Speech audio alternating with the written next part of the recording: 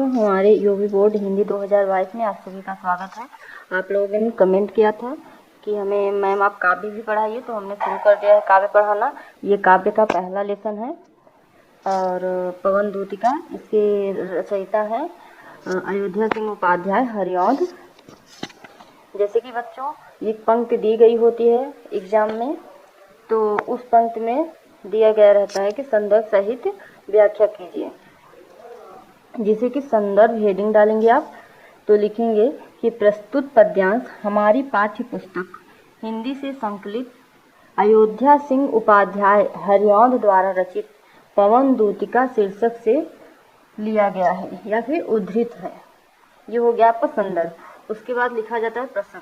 प्रसंग में होता है कि इसमें क्या हो रहा है। तो जो ये है इसमें हो रहा है प्रस्तुत पद्यांश में, ऐसे लिखेंगे आप लोग। प्रस्तुत पद्यांश में राधा द्वारा प्रातःकालीन पवन को डांट लगाने का वर्णन किया गया है या फिर फटकार लगाने का वर्णन किया गया है। राधा को लगता है कि प्रातः सुगंधित वायु उसके दुख को और भी अधिक बढ़ाने आई है। अब चलिए इसका अर्थ समझ लेते हैं। बैठी खिन्ना एक दिवस। सबसे पहले बच्चों पवन दूतिका, पवन दूतिका का पवन का अर्थ हवा होता है, दूतिका का संदेशवाहक। तो पवन दूतिका यानी पवन संदेश लेके आया है। अब अर्थ समझिए। बैठी खिन्ना एक दिवस वे गेह में थी अकेली। एक दिन राधा अप्रसन्न मन से अपने घर में अकेली बैठी थी। आके आंसू दृग युगल में थे धरा को भिगोते। उसकी दोनों दृग युगल दोनों आंखों में। और ये बच्चों गेह मीन्स घर होता है, एक खिन्ना अप्रसन्न। एक दिन राधा अप्रसन्न मन से अपने घर में अकेली बैठी थी। आके आंसू दृग युगल में थे धरा को भिगोते। उसकी दोनों आंखों में आंसू भरे हुए थे जो नीचे गिर रहे थे धरती पे। आई धीरे इस सदन में पुष्प सुगंध को ले। धीरे से उसके रोशनदान से उस प्रातः वाली सुपवन इसी काल वायतनों से। प्रातः वाली धीरे से उसके रोशनदान से प्रातः वाली सुंदर हवा, सुगंधित हवा उसके घर में प्रवेश करती है। संतापों को विपुल बढ़ता देख के दुखिता हो। अपने इससे राधा का दुख और अधिक बढ़ गया और वह दुखी होकर पवन को फटकार लगाने लगे।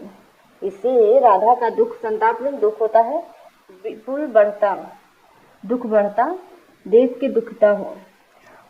इससे राधा का दुख और अधिक बढ़ गया और वह दुखी होकर पवन को फटकार लगाने लगे। धीरे बोली स दुख। उससे श्रीमती राधिका यूं,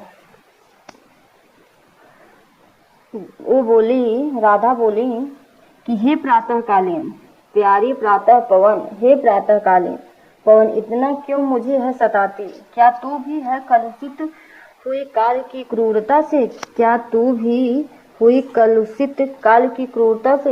हे पवन, तो हे प्रातःकालीन पवन, तू मुझे इतना क्यों सता रही है? क्या तू भी कलुषित, क्या तू भी समय की कठोरता से दूषित हो गई है? क्या तुझ पर समय की क्रूरता का प्रभाव पड़ गया है? कहने का अभिप्राय यह है कि राधा को सुगंधित पवन का झोंका और भी दुखी कर रहा है। इससे वह पवन की क्रूरता मान रही है, यानी कि उसकी निर्दयता मान रही है और पवन से पूछ रही है कि आखिर क्यों वह क्रूर हो गई है। हेलो बच्चों, ये दूसरी पंक्ति है।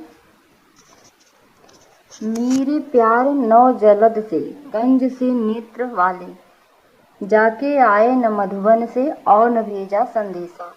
मैं रो रो के प्रिय विरह से बावली हो रही हूँ।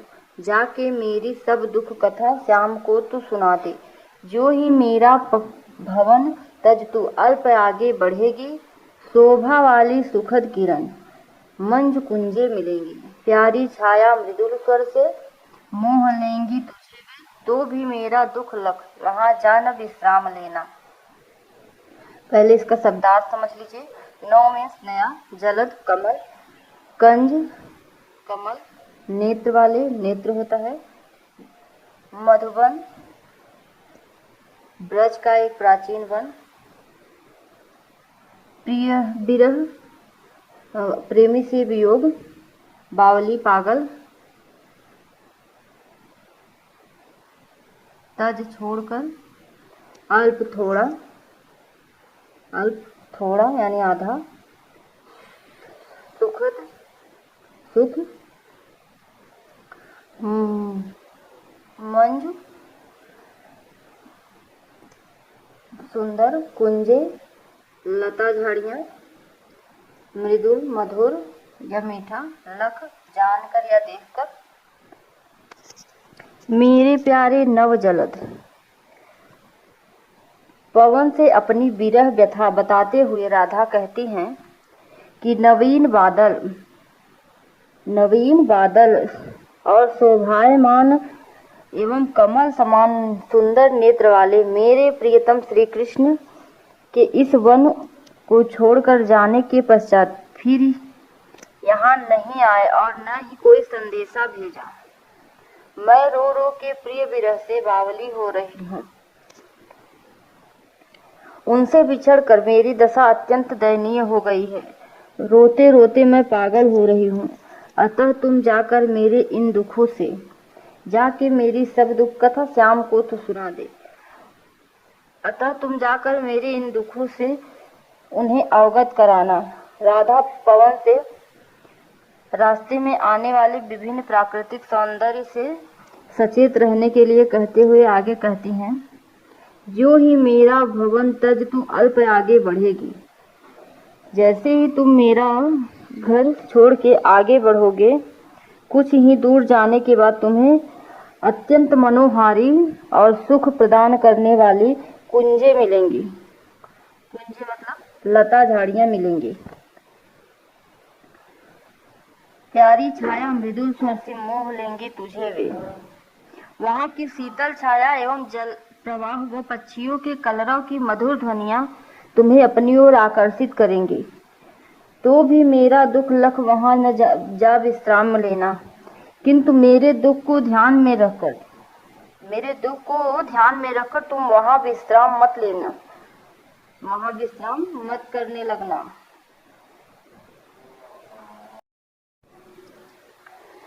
थोड़ा आगे सरसर का धाम सतपुष्प वाला, अच्छे अच्छे बहुद्रुम लतावान सौंदर्यशाली, वृंदा विपिन मन को मुग्धकारी मिलेगा।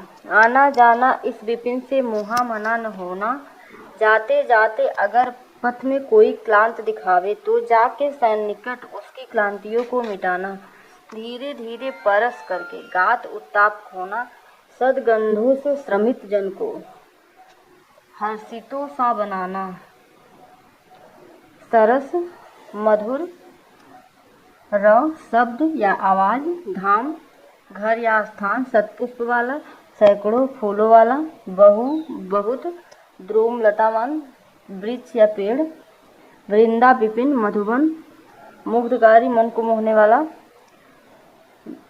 मुहामना मोहित, पथ रास्ता क्लांत थका हुआ, सन्निकट अति निकट क्लांतियों थकावटों, परस स्पर्श, गात शरीर, उत्ताप गर्मी या कष्ट, सदगंध सुगंध या खुशबू, श्रमित थके हुए जन लोग, हर्षितों प्रसन्न या खुश।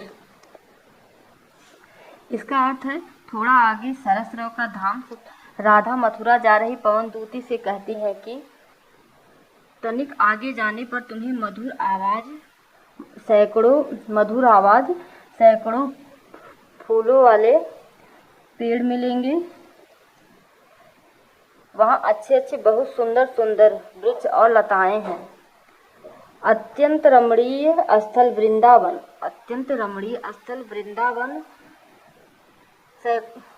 वृंदावन सैकड़ों पुष्पों वाले उस धाम में पक्षियों के मधुर ध्वनियां सुनाई देंगी जो तुम्हें अपनी ओर आकर्षित करेंगी। किंतु आने जाने के क्रम में तुम उस वन में मोहित होकर वहां मत रुक जाना। आना जाना इस विपिन से मुहामना न होना। आने जाने के इस क्रम में तुम उस वन में मोहित होकर वहां मत रुक जाना।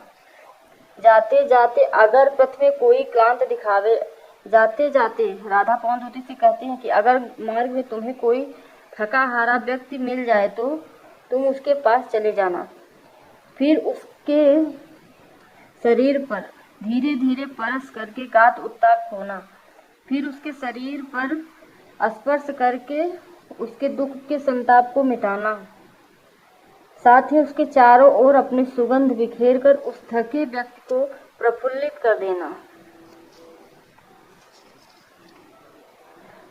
Thanks for watching.